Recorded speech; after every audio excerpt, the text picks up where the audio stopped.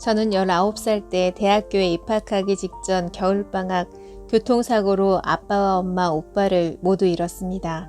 저희 행복한 가족은 눈 깜짝할 사이에 무너져 버렸습니다. 그 이후로 저는 이 고독한 인생에서 혼자라는 것을 알게 됐습니다. 장례식이 끝나자마자 외할머니는 그녀와 함께 살지 않겠냐고 물어보셨습니다. 저는 잠시 생각하다가 그녀에게 생각할 시간을 달라고 했습니다. 그날 오후 부모님과 오빠를 따라가려고 뛰어내릴 생각으로 양화대교로 갔습니다. 그날 날씨는 정말 좋았습니다. 하루의 마지막 석양이 서서히 사라지자 가로등이 반짝이고 저는 한참을 그 자리에 가만히 서서 무의식적으로 찬물을 바라보았습니다. 저는 속으로 10분만 더 숨쉬고 뛰어들자 10분 더 쉬고 뛰어 라고 말했습니다. 그리고 10분이 지났고 그리고 또 10분이 지났습니다. 이 말을 머릿속에서 몇 번이나 되뇌었었는지 기억나지 않습니다. 하지만 저는 밤이 지나고 다시 한번 아침이 올 때까지 계속해서 그 생각을 했습니다. 도로의 차량들은 더 많이 오고 갔고 저는 계속해서 10분을 또 기다렸습니다. 그 끔찍한 순간을 누군가가 목격하면 보기 흉할 것 같아서 차들이 다 지나가기만을 기다리고 싶었습니다. 하지만 차량은 결코 줄어들지가 않았고 하늘은 점점 더 밝아졌습니다. 한참을 그 자리에 서 있으니 양화대교 아래 맑고 푸른 물에 내 눈이 비쳤습니다. 너무 예뻐. 무의식 중에 제가 내뱉었습니다. 이렇게 날씨가 좋은 날은 모든 고민을 뒤로 하는 게 맞다고 생각했습니다. 시간이 흘러가도 저는 교통사고의 마지막 생존자가 되는 것에 집착했습니다. 하지만 가족들과의 좋은 추억을 떠올리면 마음이 다시 무거워졌습니다. 이제는 정말 떠날 시간입니다. 그런데 갑자기 택시가 제 뒤에서 멈춰섰고 저는 여전히 누군가 저를 부르는 소리가 들릴 정도로 깨어 있었습니다. 혹시 저처럼 강물에 뛰어내리고 싶은 사람이 또 있을까?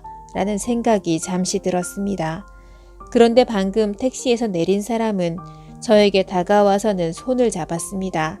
그 당시 저는 삶에 대한 미련이 전혀 남아있지 않았기 때문에 낯선 사람이 손을 잡아도 놀라지 않았습니다.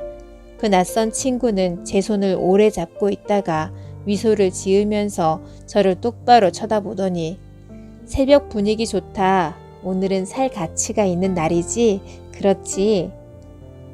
그 낯선 친구가 말을 끝내는 것을 들었을 때 저는 눈물을 흘렸습니다.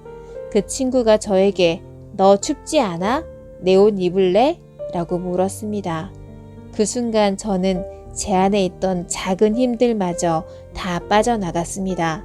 그리고 주저앉아서 눈물을 흘렸습니다.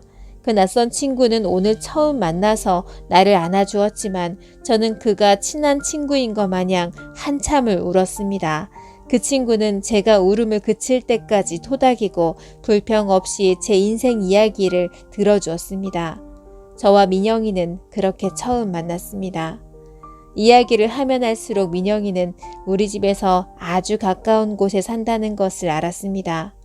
그녀가 너무나 나를 잘 대해줘서 저는 그녀를 새 가족처럼 생각했습니다. 고향으로 돌아가 할머니와 함께 살게 된 후 민영이는 매일매일 저에게 전화를 했습니다.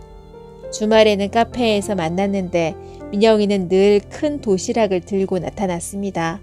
제가 슬플 때면 민영이는 저를 영화관으로 끌고 가서 영화를 보여주고 제 이야기를 다 들어주곤 했습니다. 그전에는 정말 더 이상 살고 싶지 않았지만 그녀가 나타나는 것만으로도 아마도 나는 이 삶에 미련을 두고 있는 것 같다라는 생각을 하게 됐습니다. 나중에 그녀는 그날 다리에서 처음 만났을 때부터 제가 거기로 뛰어들고 싶었다는 것을 알고 있었다고 했습니다. 민영이는 원래 경찰에 신고하려고 했지만 제가 너무나 슬퍼하는 것을 보고 제 손을 잡아줬다고 했습니다. 20살 때 저와 그녀는 서울에서 동거하기로 했습니다. 25살 때 저희는 여전히 함께 있었고 함께 울고 함께 웃고 친척처럼 서로 기대면서 지냈습니다. 민영이랑 너무나 즐겁게 살면서 주변 친구들은 늘 우리를 부러워했습니다. 그런데 오늘의 작년, 저의 사랑스러운 민영이도 세상을 떠났습니다. 퇴근하고 늦게 집에 돌아오던 중에 사고를 당해서 세상을 떠난 것이었습니다. 또 다른 교통사고, 정말 많은 생각을 했습니다. 왜 사랑하는 사람들을 나를 떠나가는 걸까요? 이 고통을 견디기 위해서 왜 항상 내가 남아있어야만 하는 걸까? 내가 좋지 않아서 그런 걸까? 아니면 내가 불운한 존재이기 때문일까? 라고 생각했습니다. 민영이가 떠난 후 저는 또 한 번 쓰러졌고 탈진으로 4번 연속 입원 치료를 받았습니다. 저는 매일 밤 잠을 잘 수가 없었고 모든 잘못은 제 잘못이라는 생각에 항상 잠겨 있었습니다. 저는 제가 세상에서 가장 불행한 사람이라고 느꼈습니다. 하지만 19살 때와는 달리 이번에는 다시는 양화대교에 가는 것을 선택하지 않았습니다. 민영이는 저에게 많은 것을 가르쳐 줬습니다. 민영이는 항상 저에게 즐겁고 행복하게 살라고 말했습니다. 민영이는 늘 이것을 반복해서 이제는 제가 제 삶의 이유가 된 것 같았습니다. 그래서 저는 최선을 다해서 민영이를 위해서라도 이 고통을 이겨낼 것입니다. 한 달 동안 고통과 절망에 잠겨 있다가 마침내 정신을 차렸습니다. 그동안 열심히 공부하고 아르바이트를 하기 시작했습니다. 저는 좋은 직업을 찾고 가능한 긍정적인 방향으로 제 자신을 발전시키려고 노력했습니다.